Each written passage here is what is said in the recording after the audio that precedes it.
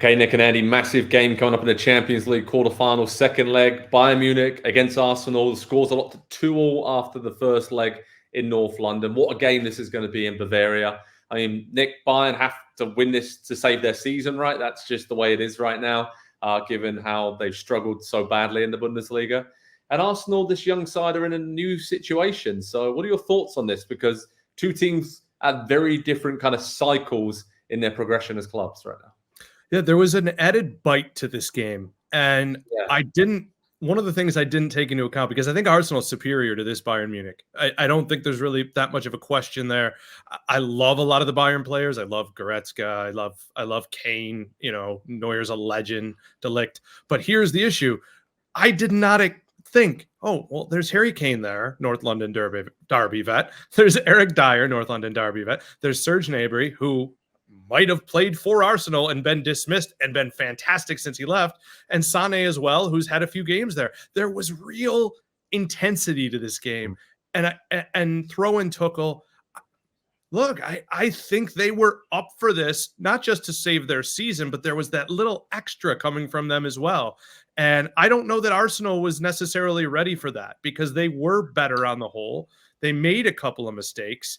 There were nerves, and it was a new situation, but it's just a variable I didn't take into account. And how they address it over the second leg will largely be how I feel, will dictate how this game ends, because really I did not expect this Bayern team, who has been tame and under everything, pick your adjective.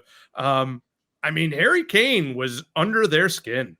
Yeah, he really was, right, Andy? And I mean, what did you learn from the first leg that kind of can encourage Bayern Munich? Because the way they sliced through Arsenal a few times there on the counter-attack when they did win the ball back or did make the most of a loose ball from Arsenal, that should give them huge encouragement. And Harry Kane almost afterwards was chatting about, we're feeling pretty good about this. I've been in a Tottenham team before that didn't have a great league season, but made it all the way to the Champions League final. That's what we're hoping to replicate here at Bayern this season and to salvage it. So there is, like Nick said there, like a bit of an edge to this Bayern team right now, and desperation, which seems to actually suit them in this one-off game situation they're in.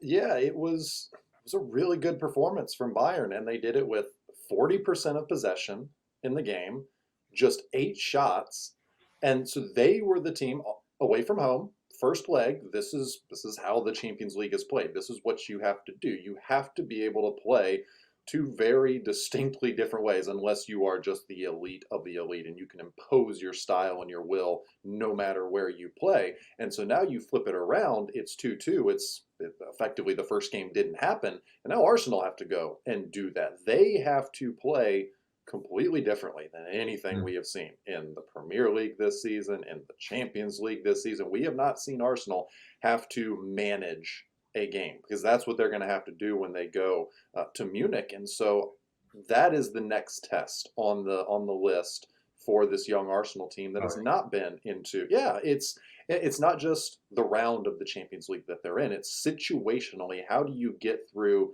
not even each game, but each 15-minute period of each game. And that was what Bayern they looked so comfortable and calm, even going behind early, even giving up the late goal.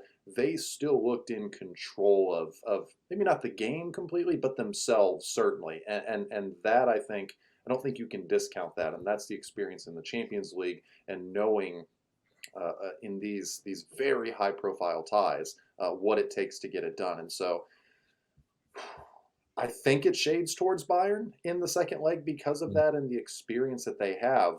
But it's an incredible opportunity for Arsenal to not just take the next step, because we've kind of been saying that all season, and they have taken every single one of those steps.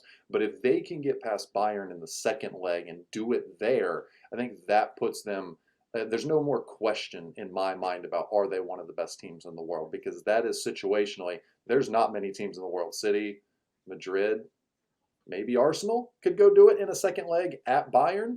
No, we'll find out.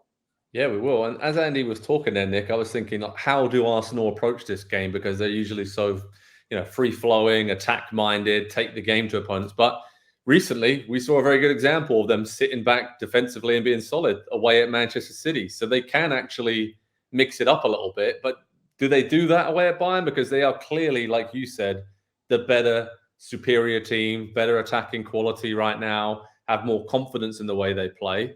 I'm just kind of having a hard time with this, how to approach this if I was Mikel Arteta, because and they also need a goal, by the way. They 0-0 doesn't really do it for them, and so that specific, you might need to be a little bit more adventurous. Well, that's the experience. I think that we're going to see a real opportunity for Arteta to buttress his resume, because I don't know that you can completely go for it. That arena is going to be insane. This is all they have going for them this season. They have not won anything else. That arena, the Allianz Arena, just saw Dortmund go in there and win 2-0. And I might have enjoyed that, but I bet Bayern did it. So this is everything to them. It's everything. Thomas Tuchel is a hell of a tournament manager too. He has taken a PSG, a team that was snake bit for most, took them to a final. Might have won it with Chelsea as well. This is, this guy has won, and in a one-off scenario, we're asking a lot of Mikel Arteta, and they can't just sit back, not even because they need that goal. But I think that's something that Bayern would really, really enjoy. I think the Porto experience will actually help Arsenal, given how tight that was, and they have managed that in the round of 16 so far. So I think they'll be, wary of Bayern and getting caught on the counter. So there is a really fine balance here between going for it and then sitting back and being ultra and too defensive and not having any kind of rhythm in the game. But I think that Porto experience, when they were the ones that were advancing and Porto were, defending and just sat deep, I think that young team really learned a lot from that. And we're about to see if they can actually carry out what they learned on the pitch away at Bayern Munich. Like you said, a cathedral of world football. And even if they aren't having a great season, I mean, when you look at the lineup and even the guys they had on the bench in the first leg, still oozes quality. And those guys can turn it on for maybe not a whole game, but they only need to turn it on for 20 or 30 minutes during a game, and they can still blow teams away. So it will be really interesting to see what happens there. I mean, Nick, when we look at some of the key individual battles, Kane against Saliba will be interesting. Alphonso Davies being suspended for this game is big, right? I mean, who's going to lock down Bukayo Saka? Is it going to be Guerrero? Probably. I'd imagine he would come in at left back, but that's a huge one. Any other individual battles as well that you're looking at over the pitch? Because Arsenal have the edge, it seems, in the players that they have available. Yeah, I mean, the left side is not so much can you hang with Saka, it's how honest can you keep him. And Davies, that's the difference between Davies and Guerrero. And I think Guerrero is a heck of a player. There's really good depth there. Honestly, I'm not just doing this to tweak the rivalry a little bit.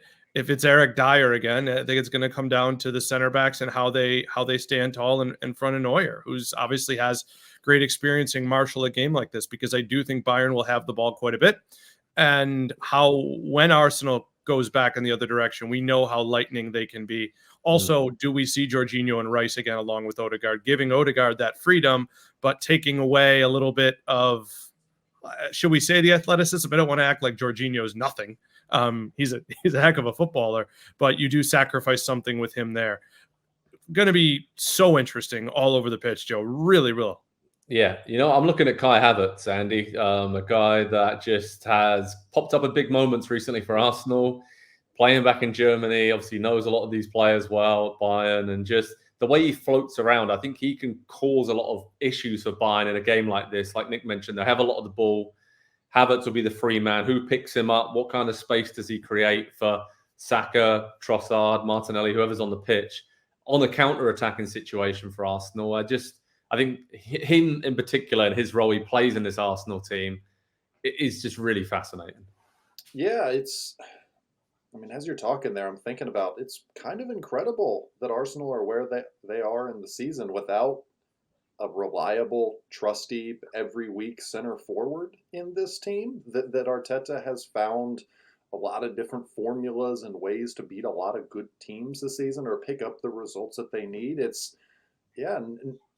If you go down the list of Premier League champions, almost to a team, they're going to have that 20, 25 goal scorer in the team, and Arsenal just simply don't have that, and it's been a collective effort, and I think that is the one thing that they can kind of hang their hat on a little bit is they have to be one of the more difficult teams to prepare for in terms of Arteta's ability to, we're going to really focus through the middle. We're going to get Declan Rice and Odegaard forward this week. But I think this week, it's going to be out wide, like Nick said earlier. And so it's constantly changing with this team. And I think it has to because of the lack of the guy up top. And Havertz, yes, he has been good in the moments, and he's allowed them to keep a little bit more possession in some of the big games. But I do wonder at some point in a big game or in a big tie in the Champions League, if you don't miss having that kind of a player.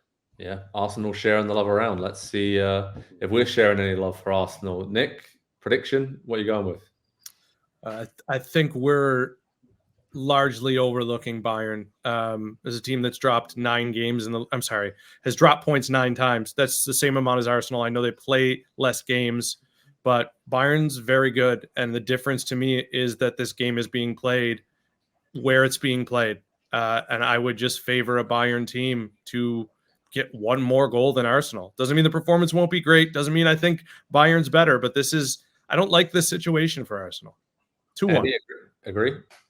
I agree exactly. 2-1 is what I've got. It will be, I think it's going to be an incredible game because I do think Arsenal are going to go for it. I don't think they're going to play scared, which maybe you could make an argument that they need to play a little bit more conservatively than they typically do. But that's their best performance of the season that they need in this game. And I think they'll come close to it. But Nick is right.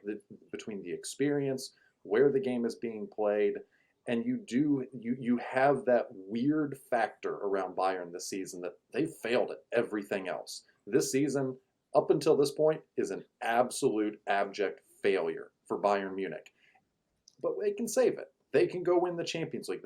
It's tough to come up against that. I think at this point in the season when you've got a desperate team that is as good as Bayern is. And it's tough to come up against Kane.